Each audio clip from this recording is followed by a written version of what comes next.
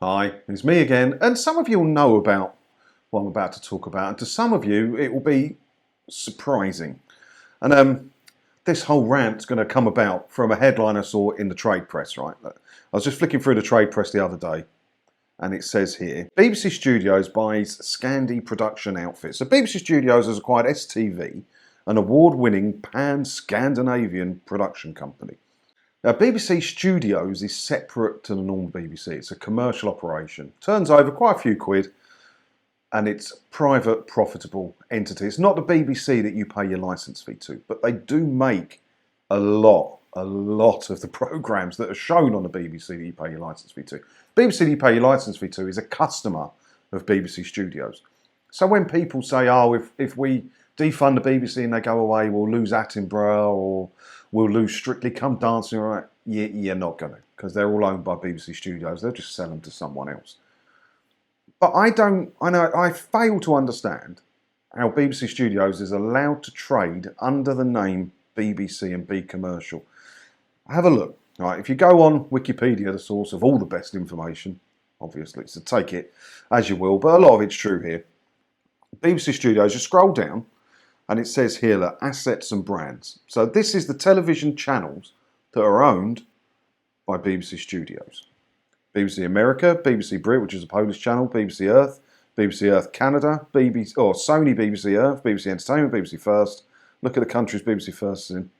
You scroll down, BBC Nordic, BBC UK TV, which is Australia and New Zealand, and UK. Many of you may not know this, but the BBC or BBC Studios own 100% of UK TV. As it says there, Alibi, Dave, Drama, Eden, Gold W and Yesterday, who show a lot of BBC shows that you long since paid for with your licence fees, and they show ads all over it. And the ads are provided by Channel 4. There is no reason whatsoever that the BBC in the UK think they're above being commercial. They don't, because they own UK TV that is commercial. They have a provider for adverts. There's no reason why they can't do it. But then you scroll down a bit more, look, brands. So you've got BBC Shop, BBC Motion Gallery, BBC Studios Home Entertainment, Demon Music Group, BBC Player, which, as it says here, it's not iPlayer. It's an on-demand video service that they sell. It says here Singapore and Malaysia, but I believe it's also available in Poland now. It just goes on and on and on. Look, BBC Books, so all those books that are published from the cooking shows or the old Top Gear books, all of that, that's all. The money doesn't go back to the BBC. It goes to BBC Studios for profit. And in label investments, this isn't as up to date as I'd like it. But if you have a look, BBC Studios has built up a stake in a variety of different production companies. Now, looking at them, it tells you the breakdown, 15%, 25%. There's more than this. And I could go to the effort of getting them all together. It'll take me a bit of time. But they own 100% of a lot of new production companies. And they let them keep their name so that you don't know they're BBC. Because you might be a bit cross as to why you're paying your licence fee to that BBC when this BBC is absolutely raking it in and doing a sterling job around the world, making shows, producing shows and selling shows. There's more than that, and they have a higher rate, they have a higher percentage in many of these now as well. And then BBC Records, BritBox. Well, they don't own all of BritBox, do they? They're into that with a couple of other people. So I won't have the argument that if we defund the BBC and the BBC can't survive, which I fail to see the BBC not surviving being commercial, but it's possible, I guess. They might completely balls it up, which is possible, I guess. The shows aren't going anywhere. BBC Studios is making plays around the world. And they're working with Netflix, they're working with loads of places around the world to produce, develop and sell television shows.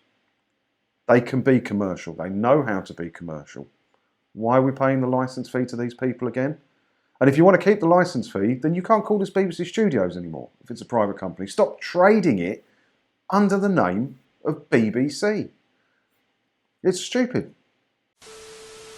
Let me know your thoughts about this. I know it's not the first time I've had this rant, but I keep seeing things that the BBC Studios have bought other companies. And you think, how are you still trading under the BBC name if you want to be private and commercial? I don't understand how it's allowed. And it's not just BBC Studios. You go to Company's House, right? Go on the Company's House website. You can do a search for free and it's public, can't you? You type in BBC Studios, find it, and then click on People, and you find like the secretary of BBC Studios saying, click that name, I believe it's a lady at the moment, and you will see how many BBC companies there are trading under the BBC name. BBC Productions Limited, BBC Studios Limited, BBC Studios Productions Limited, BBC Distribution Limited. It goes on and on and on and on and on. You are commercial, you like being commercial, just be commercial and stop taxing the British people.